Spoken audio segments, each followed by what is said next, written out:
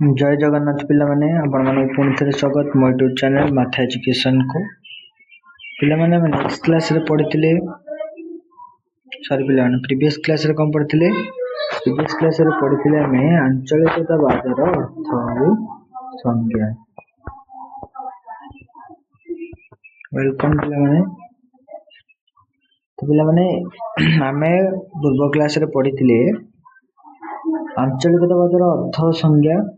आज आम पढ़ा आंचलिकतावादर प्रकृति और वैशिष्ट्य विषय। आंचलिकतावादर प्रकृति कौन और तार वैशिष्ट्य कौन आज आम से विषय आलोचना करिया। तो आशा करछि समस्ते भलरे थिबे एवं भल भाबरे पढ़ापढ़ी करथिबो। तुमମାନଙ୍କର परीक्षा मध्य पाखि आसिलानी तो से अनुसार एबे हमर वीडियो मध्य रेगुलरली आसीबो। तो पिले माने देखो एबे आउ देरी न करी हमें जल्दी जल्दी वीडियो करवा स्टार्ट। आंचलिकतावादर प्रकृति और वैशिष्ट्य। पिले माने आंचलिकतावादर प्रकृति कहले कौन देखो आंचलिकतावादर कौन कौन सब वैशिष्ट्य गुण गुड़िक सब रही सेटा हमें देखा।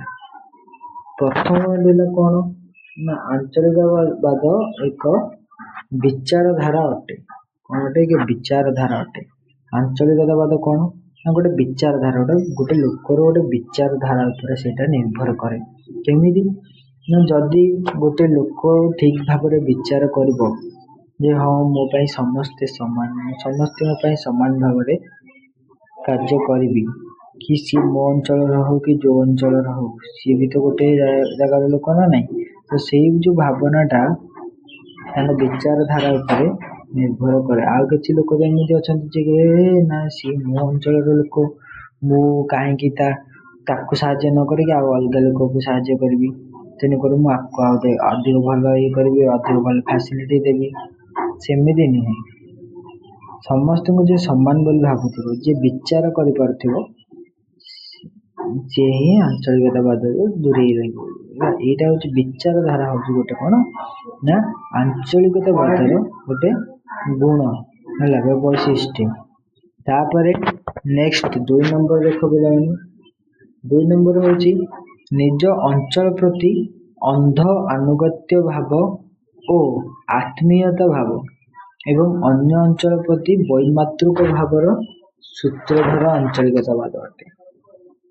कौन कहते पिला माने आंचलिकवाद क्या कहे ना निज अंचल को अंध अनुगत्य भावे भल पाइबा और आत्मीयता भाव प्रकाश करवा एवं अन्य अंचल को कौन वैमातृक भाव भाव देखा। माने वैमातृक माने कौन मैंने गोटे माने घृणा दृष्टि गोटे देखा।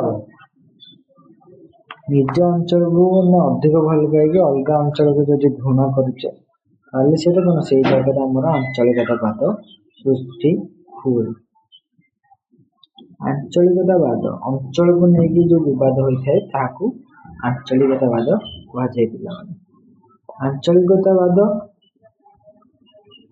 ये सृष्टि होता है जो जड़े जब निज अंचल को अधिक भल पाँच तो अलग अंचल से कौन घृणा करुँच आंचलिकतावाद सृष्टि हुए। तापर पिला माने 3 नंबर टा देखो आंचलिकतावादर विच्छिन्नता भाव सृष्टि करी आतंक सृष्टि करे थाए। आंचलिकतावाद कौन करते ना समाज रो गोटे अंचल और अंचल तो अलग कर दे थाए।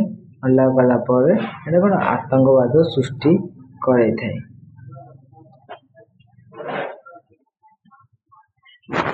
जहाँफल कि लोक मैंने सब बाड़िया पिटा होगी महामारा होगी सब कौन करते जीवन हारि था कौन गोटे आतंकवाद ना नहीं। तो पिला माने देख 4 नंबर कौन देची 4 नंबर देला यह आंचलिक स्वार्थ को प्राधान्य दे जातीयता विरुद्ध रे स्वर उत्तोलन करता है। यह कौन करता है आंचलिक स्वार्थ को प्राधान्य दे जातीयता विरुद्ध रे स्वर उत्तोलन करता है। जातीयता मान पिला कौन एकता एकता विरुद्ध रे ये कौन करता है स्वर उत्तोलन करता है। ये सब एकतार विरुद्ध रे जाए कि आंचलिकतावाद।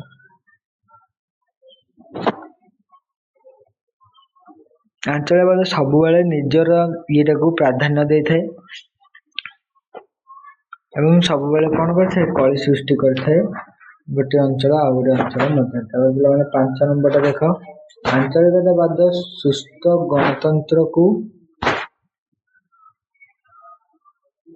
ବେଖାତିର କରିଥାଏ ଓ ସଂଘୀୟ ଗଣତନ୍ତ୍ର ବିଧି ବ୍ୟବସ୍ଥାର କ୍ଷତି ଆଣିବା ସହିତ ଭୟ ସଞ୍ଚାର କରିଥାଏ।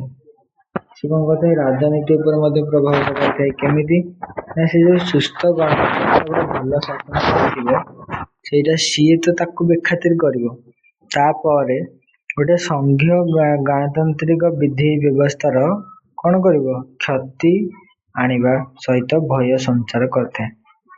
ସେଥିରେ ସେ କ୍ଷତି ଆଣିଥାଏ। ଯୋଉଟା ସଂଘୀୟ ଗଣତାନ୍ତ୍ରିକ ହେଇଥିବ ସେଥିପାଇଁ ସଂଘ ମାନେ କ'ଣ କେତେଟା ସଂଘକୁ ନେଇକି ଏକାଠି କେତେଟା ଦଳକୁ ନେଇକି ଏକାଠି ହେଇକି ଯୋଉ ପାର୍ଟିଟା ତିଆରି ହେଇଥିବ ସେ ସେଇଥିରେ ଅଧିକାଂଶ ଏଇଟା କ'ଣ ତାକୁ ଭଲ ମାନେ ସିଏ ସେଇଟା ପୁରା ତାର ପୁରା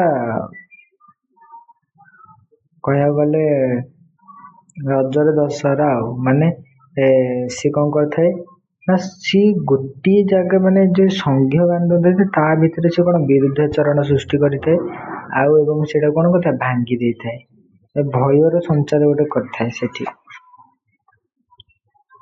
ତାପରେ 6 ନମ୍ବର ପିଲାମାନେ କ'ଣ ଗଣତାନ୍ତ୍ରିକ ବିଚାର ଆଞ୍ଚଳିକବାଦ ଗୁଡ଼ିକର ଅବାଞ୍ଛିତ ଆଶା ଓ ଆକାଂକ୍ଷାକୁ ପ୍ରକାଶ କରି ଜାତୀୟତାବାଦ ଅସନ୍ତୋଷ କାରଣ ହୋଇଥାଏ। ଅଗଣତାନ୍ତ୍ରିକ ବିଚାରର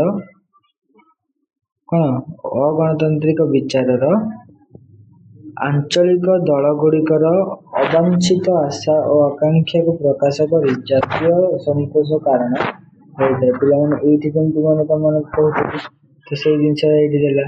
ପ୍ରଥମ କ'ଣ ନିଜ ଏଇଟାକୁ ମାନେ ଭଲରେ ଦେଖିବ କିନ୍ତୁ ଅନ୍ୟ ଏଇଟା କ'ଣ କରିଥାଏ ଦଳଗୁଡ଼ିକର ଅବାଞ୍ଛିତ ଆଶା ଓ ଆକାଂକ୍ଷାକୁ ପ୍ରକାଶ କରି ଏସବୁ ଆଶା ଆକାଂକ୍ଷା ତାଙ୍କୁ ଦେଖେଇବ। ତାପରେ କ'ଣ କରିବ ନା ଜାତୀୟ ଅସନ୍ତୋଷର କାରଣ ହୋଇଥାଏ। ଜାତୀୟ ଅସନ୍ତୋଷର କାରଣ ମାନେ ସେ କେହି ତାପରେ ସନ୍ତୁଷ୍ଟ ହେଇନଥାନ୍ତି। ତାପରେ 7 ନମ୍ବର ହେଉଛି ଏହା ଗଣତାନ୍ତ୍ରିକ ନିଷ୍ପତ୍ତିକୁ ଓ ସମାଲୋଚନା କରି ରାଜ୍ୟ ମଧ୍ୟରେ ବିଦ୍ୱେଷ ସୃଷ୍ଟି କରିଥାଏ।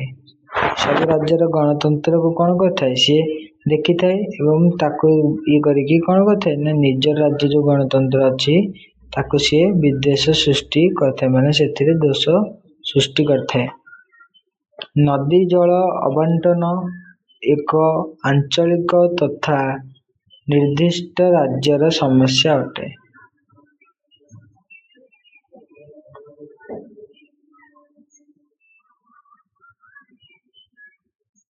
ତାପରେ ପିଲାମାନେ 8 ନମ୍ବର ଦେଖ, 8 ନମ୍ବର କ'ଣ ଦେଲା ଆଞ୍ଚଳିକତାବାଦ ଭୂମିପୁତ୍ର ନୀତି ପିଲାମାନେ ଏଟାକୁ ମନେ ରଖିବେ, ଏଟା ପରୀକ୍ଷାରେ ଆସିବ। ଭୂମିପୁତ୍ର ନୀତି ଜନସାଧାରଣଙ୍କ ମନରେ ସମ୍ପର୍କତା ଭାବ ସୃଷ୍ଟି ହୋଇଥାଏ। ଏଇ ଭୂମିପୁତ୍ର ନୀତିରେ କ'ଣ ହୋଇଥାଏ ନା ଆଞ୍ଚଳିକତାବାଦର ସଂକୀର୍ଣ୍ଣତା ଭାବ ସୃଷ୍ଟି ହୋଇଥାଏ, ଟିକେ ଡାଉନଫଲ୍ କରିଥାଏ ସିଏ, ଠିକ ଅଛି। ତାପରେ 9 ନମ୍ବର ଆଞ୍ଚଳିକତାବାଦକୁ ସ୍ଥାନୀୟ ଜନସାଧାରଣଙ୍କ ଆବାସସ୍ଥଳ କ'ଣ ଆସ୍ଥାଭାଜନ ମଧ୍ୟ ହୋଇଥାଏ। ଆଞ୍ଚଳିକତାବାଦ ସ୍ଥାନୀୟ ଜନସାଧାରଣଙ୍କର ଆସ୍ଥାଭାଜନ ମଧ୍ୟ ହୋଇଥାଏ। ତାପରେ ନେକ୍ସଟ ଆମର ଆସିଲା 10 ନମ୍ବରଟା ଦେଖିବେ ପିଲାମାନେ ଏଇ ଗୋଟିକ 10 ନମ୍ବର ଦେଇଛି କ'ଣ ନା ସଚେତନିକ ବା ଅର୍ଥନୈତିକ ଭାବରେ ଆଞ୍ଚଳିକତାବାଦର ବିଚାରଧାରା ଜାତୀୟ ଐକ୍ୟ ଏବଂ ସଂହତିରେ ବିପଦ ସୃଷ୍ଟି କରିଥାଏ। ସେ ଯାହା କହିଲା ପିଲା ବିଲକୁଲ ଠିକ କଥା। ସେ କ'ଣ କହିଲା ନା ସଚେତନିକ ବା ଅଚେତନିକ ଭାବରେ ଆଞ୍ଚଳିକତାବାଦର ବିଚାରଧାରା ଜାତୀୟ ଐକ୍ୟ ଏବଂ ସଂହତିରେ ବିପଦ ସୃଷ୍ଟି କରିଥାଏ, ଠିକ ଅଛି। ମାନେ ଜାତୀୟ ସଂହତିରେ ଏଇଟା କ'ଣ କରିଥାଏ ବିପଦ ସୃଷ୍ଟି କରିଥାଏ ହେଲା, ଏ ଯାହା ଫଳରେ କି ଏଇଟା ବହୁତ କ୍ଷତି କରିଥାଏ ଆମର ଆଗକୁ। ତ ପିଲାମାନେ ବୈଶିଷ୍ଟ୍ୟଟା ତୁମେ ମାନେ ବୁଝିପାରିଲ। ତାର ଯୋଉ ଗୁଣ ଗୁଡ଼ିକ ସବୁ ଥିଲା ସେଇଟା ବୁଝିପାରିଲ କ'ଣ ତାର ସବୁ ଗୁଣ ଗୁଡ଼ିକ। ତ ଏଇ 10ଟି ଗୁଣକୁ ତମେମାନେ ଏଇଠି ଲେଖିଦେବ। ଯଦି ତାର ବୈଶିଷ୍ଟ୍ୟ ବା ଗୁଣ ପଡ଼ିଲା ତାହେଲେ 10ଟି ଲେଖିଦେବ। ତ ପିଲାମାନେ ଏବେ ଆମେ ଦେଖିବା କ'ଣ ନେକ୍ସଟ କ୍ଲାସରେ ଆମେ ପଢ଼ିବା ଆଞ୍ଚଳିକତାବାଦର କାରଣ ଓ ନିରାକରଣ। ପିଲାମାନେ ଆଜି ପାଇଁ ଏତିକି, ପଢ଼ିବା ନେକ୍ସଟ କ୍ଲାସରେ ଆଞ୍ଚଳିକତାବାଦର କାରଣ ଓ ନିରାକରଣ। ଆଜି ପାଇଁ ଏତିକି, ରହିଲି। ଜୟ ଜଗନ୍ନାଥ। ଭିଡ଼ିଓଟି ଭଲ ଲାଗିଥିଲେ ଭିଡ଼ିଓକୁ ଲାଇକ୍ କମେଣ୍ଟ ସେୟାର କରିବ ଏବଂ ସବସ୍କ୍ରାଇବ୍ ନ କରିଥିଲେ ସବସ୍କ୍ରାଇବ୍ ବଟନ୍ରେ କ୍ଲିକ୍ କରିଦେବ, କାରଣ ଆମର ଆଗକୁ ନୂଆ ନୂଆ ଭିଡ଼ିଓ ଆସିବେ ତାର ନୋଟିଫିକେସନ୍ ଆପଣଙ୍କ ପାଖରେ ସହଜରେ ପହଞ୍ଚି ଯାଇପାରିବ।